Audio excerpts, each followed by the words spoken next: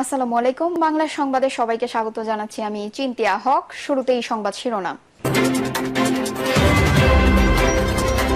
৮ মাসে অর্ধশতাধিক নেতাকর্মীর মৃত্যু, দলীয় কোন্দল বাড়ছে বিএনপিতে। খালেদা জিয়া মঙ্গলবার সকাল 10:30টায় আসছেন।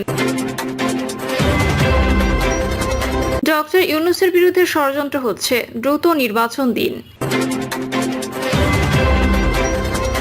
এবং সর্বশেষ জানাবো, নিবন্ধন ফিরে পেতে আপিল দ্রুত শুনানির আবেদন জামায়াতের। শুনছিলেন সংবাদ শিরোনাম, এবারে বিস্তারিত। ৮ মাসে অর্ধশতাধিক নেতাকর্মীর মৃত্যু, দলীয় কোন্দল বাড়ছে বিএনপিতে। গত 5ই আগস্ট পরবর্তী সময়ে রাজনৈতিক অন্তর্কোন্দল দৃশ্যমানভাবে বেড়েছে বিএনপির তৃণমূলে। সংঘাত সহিংসতার অভিযোগে পত্রপত্রিকা শিরোনামে উঠে আসছে দলটির নেতাকর্মীদের নাম। বিবদমান বিভিন্ন গ্রুপের সংঘর্ষে কেবল এপ্রিল মাসেই দলটির অন্তত 7 জন নেতাকর্মীর মৃত্যুর খবর এসেছে গণমাধ্যমে। আর শেখ হাসিনার পতনের পর থেকে, অর্থাৎ গত আগস্ট থেকে হিসাব করলে এই সংখ্যাটা অর্ধশতাধিক।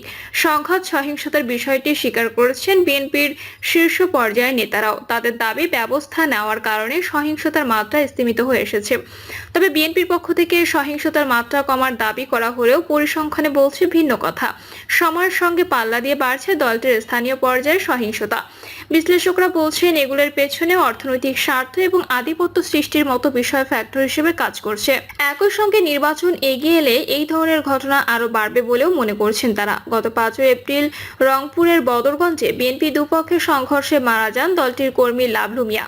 উপজেলার আধিপত্য বিস্তার ও ব্যবসায়ীকে মারধরের প্রতিবাদে ডাকা মানববন্ধনের সময় বিএনপি দুপক্ষের মধ্যে সংঘর্ষে মারা যান তিনি।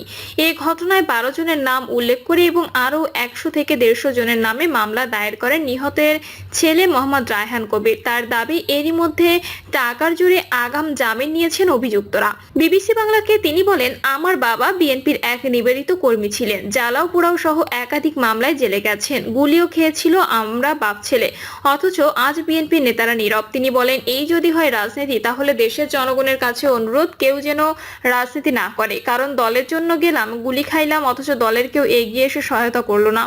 অভিযুক্তদের আগাম জামিন পাওয়ার বিষয়ে ক্ষোভ প্রকাশ করেন কবির। যদিও এই ঘটনার পর 6 বিএনপি নেতাকে বহিষ্কার করে দলটি। এই ঘটনার এক সপ্তাহ না যেতে গত 11 এপ্রিল গাজীপুরের ধীরাশ্রম এলাকায় কৃষক দল নেতা রাকিব মোল্লাকে নিজ বাড়ির খুব কাছেই কুপিয়ে হত্যা করা হয়। ডিশ ও ইন্টারনেট ব্যবসাকে কেন্দ্র করে আধিপত্য বিস্তারের জেরে খুন হন তিনি। পরিবারের অভিযোগ, খুনের সঙ্গে সংশ্লিষ্টতা বিএনপির রাজনীতির সঙ্গে জড়িত কিংবা দলটির ছত্রছায়ায় রয়েছে। নিহত রাকিবের মা রুবিনা আক্তার সীমা বিবিসি বাংলাকে বলেন, বিএনপি যে জায়গায় রাকিব পৌঁছাতে পারত, বাকিরা সেই জায়গায় পৌঁছাতে পারবে না বলেই তাকে খুন করা হয়। তিনি বলেন, বিএনপির কিছু লোকজনও আছে, চায় না যে আমার মামলাটা হোক। এরা বলতেছে বিএনপির লোক থাকলে মামলা হালকা হয়ে যাবে। তাইলে কি বিএনপির লোক অপরাধ করে না? দলের জন্য কি তাইলে অপরাধ করলে মাপ? বিএনপির অভ্যন্তরীণ কোন্দলে 8 মাসে 58 জন নিহত। মানবাধিকার সংস্থা আইন ও সালিশ কেন্দ্রের তথ্যমতে জানুয়ারি থেকে মার্চ মাসে রাজনৈতিক সহিংসতায় 36 জনের মৃত্যু হয়েছে।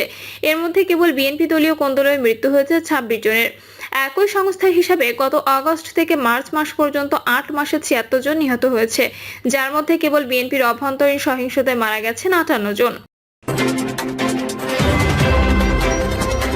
খালেদা জিয়া মঙ্গলবার সকাল 10:30টায় আসছেন। বিএনপি চেয়ারপারসন খালেদা জিয়া আগামী মঙ্গলবার দেশে ফিরছেন। ওই দিন সকাল 10:30টায় তিনি ঢাকায় হযরত শাহজালাল আন্তর্জাতিক বিমানবন্দরে পৌঁছাবেন। আজ সকালে প্রথম আলোকে তথ্য নিশ্চিত করেছেন বিএনপি চেয়ারপারসনের মিডিয়া উইং এর সদস্য সাইরুল কবির খান। তিনি বলেন, বিএনপি চেয়ারপারসন খালেদা জিয়া সকাল 10:30টায় ঢাকার বিমানবন্দরে পৌঁছাবেন বলে আমরা আশা করছি। কাতারের আমিরের দেওয়া এয়ার অ্যাম্বুলেন্সে দেশে ফিরবেন খালেদা জিয়া। তিনি আগামীকাল লন্ডন থেকে রওনা হবেন, ঢাকায় পৌঁছাবেন। গত 8ই জানুয়ারি উন্নত চিকিৎসার জন্য যুক্তরাজ্যে লন্ডনে যান বাংলাদেশের সাবেক প্রধানমন্ত্রী খালেদা জিয়া। তার শারীরিক অসুস্থতার কথা জেনে কাতারের আমির Sheikh Tamim bin Hamad Al Thani air ambulance দিয়েছিলেন, সেটিতেই তিনি লন্ডনে যান। কাতারের আমিরের দেওয়া এয়ার অ্যাম্বুলেন্সের আবার লন্ডন থেকে দেশে ফিরছেন তিনি। লন্ডনে চিকিৎসা শেষে 4 মাস পর খালেদা জিয়ার দেশে ফেরার দিন তাকে অভ্যর্থনা দেওয়া হবে বলে জানান দলের মহাসচিব মির্জা ফখরুল ইসলাম আলমগীর। তিনি গতকাল বলেন, অত্যন্ত শৃঙ্খলা সহকারে যানজট সৃষ্টি না করে রাস্তার দুই ধারে দলের নেতাকর্মীরা খালেদা জিয়াকে অভ্যর্থনা অভ্যর্থনা জানাবেন। নেতাকর্মীরা এক হাতে জাতীয় পতাকা আরেক হাতে দলীয় পতাকা নিয়ে সড়কের দুই পাশে দাঁড়িয়ে অভ্যর্থনা জানাবেন খালেদা জিয়াকে। খালেদা জিয়া কাতারের আমিরের এয়ার অ্যাম্বুলেন্সে দেশে ফিরবেন। 11 ঘন্টা আগে খালেদা জিয়া কাতারের আমিরের এয়ার অ্যাম্বুলেন্সে মঙ্গলবার দেশে ফিরবেন। বিএনপি মহাসচিব মির্জা ফখরুল ইসলাম আলমগীর বলেন, 4 মাস পর চিকিৎসা শেষে খালেদা জিয়া দেশে ফিরছেন। স্বাভাবিকভাবে নেতাকর্মীদের মধ্যে আবেগ আছে, তাকে অভ্যর্থনা জানানোর নৈতিক দায়িত্ব। সারা দেশের মানুষ অভ্যর্থনা জানাতে প্রস্তুত। শৃঙ্খলার মধ্য দিয়ে জনগণ যেন তাকে অভ্যর্থনা জানাতে পারেন সেই ব্যবস্থা গ্রহণ করা হয়েছে। গত শুক্রবার বিএনপির পক্ষ থেকে বলা হয়েছে, রোববার সন্ধ্যায় লন্ডনের হিথ্রো বিমানবন্দর থেকে বাংলাদেশ বিমানের একটি নিয়মিত ফ্লাইটে দেশের উদ্দেশ্যে রওনা হবেন খালেদা জিয়া। তার সঙ্গে দুই পুত্রবধূ জুবাইদা রহমান ও সৈয়দা শর্মিলা রহমানও দেশে আসছেন। গতকাল সন্ধ্যার পর বিএনপির মহাসচিব মির্জা ফখরুল ইসলাম আলমগীর সংবাদ সম্মেলন করেন।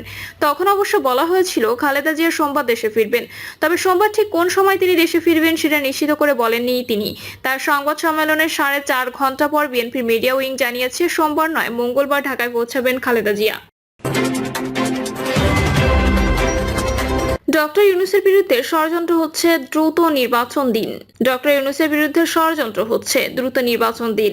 বিএনপি যুগ্ম মহাসচিব অ্যাডভোকেট আব্দুস সালাম আজাদ বলেছেন, অন্তর্বর্তীকালীন সরকারের প্রধান উপদেষ্টা ডক্টর মোহাম্মদ ইউনূসের বিরুদ্ধে ষড়যন্ত্র চলছে।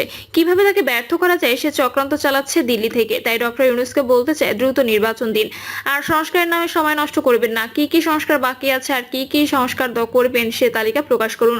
আব্দুস সালাম আজাদ বলেন, স্বৈরাচার খুনি শেখ হাসিনার অপকর্মের খবর রাখতেন বলেই সাংবাদিক দম্পতি সাগর রুনিকে হত্যা করা হয়েছে। 13 বছরে সে হত্যার বিচার না করে একের পর এক শুনানির তারিখ পরিবর্তন করেছে ফ্যাসিস্ট হাসিনা। মিডিয়াকে জিম্মি করে রাখা হয়েছিল।